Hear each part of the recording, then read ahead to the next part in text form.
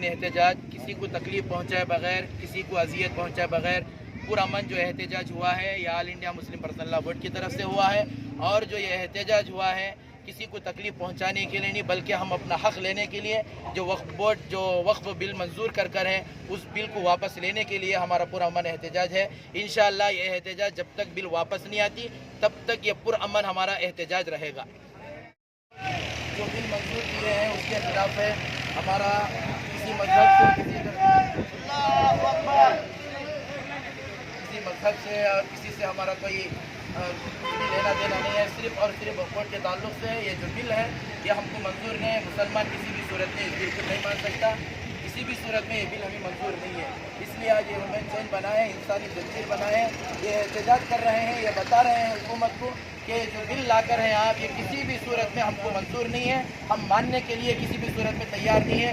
इसलिए हम एक जफ्ती का सबूत दे रहे हैं। सिर्फ एक आदमी का नहीं है बल्कि पूरे गुड़ी मंडे के मुसलमान इस बिल की मुखालफत करते हैं, पूरे मुखालफत करते हैं। इंशाअल्लाह बिल की किसी भी सूरत में हमको मंजूर नहीं है। ಅಸ್ಸಲಾಮು ಅಲೈಕುಂ ವರಹಮತುಲ್ಲಾಹಿ ವಬರಕಾತುಹು।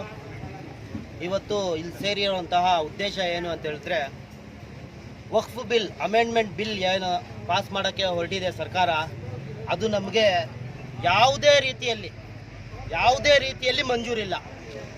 ನಾವು ಇದಕ್ಕೆ ಮುಂಚೆನೂ ಜಾಸ್ತಿ ಒಂದು ಯಾವುದೇ ಬೇರೆಯವ್ರಿಗೆ ತೊಂದರೆ ಕೊಡ್ದಿರ ನಾವು ನಮ್ಮ ಮನದಾಳದ ಒಂದು ದುಃಖವನ್ನು ತೋರಿಸ್ತಾ ಇದ್ದೀವಿ. ಯಾಕಂತ ಹೇಳಿದ್ರೆ ನಮ್ಮ ಪೂರ್ವಿಕರು ಏನು ಆಸ್ತಿ ಪಾಸ್ತಿಗಳನ್ನು ನಮ್ಮ ವಕ್ಫ್ ಪ್ರಾಪರ್ಟಿಯಾಗಿ ಕೊಟ್ಟಿದ್ದಾರೆ, ಇದರ ವಿರುದ್ಧವಾಗಿ ಬಿಲ್ ಆಗಿರುತ್ತೆ.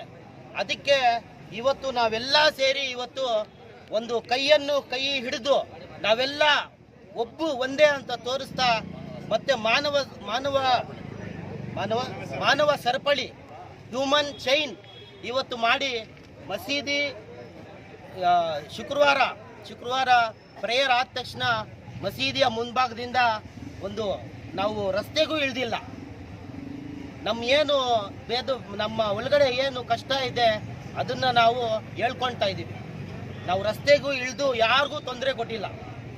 ಒಂದು ಮಾನವ ಸರಪಳಿ ಹ್ಯೂಮನ್ ಚೈನ್ ಅಂತ ಹೇಳ್ತೀವಲ್ವ, ಅದನ್ನ ನಾವು ಇವತ್ತು ಮಾಡಿ ಎಲ್ಲ ಮುಸ್ಲಿಂ ಪರ್ಸನಲ್ ಲಾ ಬೋರ್ಡ್ ಕಡೆಯಿಂದ ನಮಗೆ ಈ ರೀತಿ ಒಂದು ಇದು ಜಾರಿ ಮಾಡಿದ್ರು.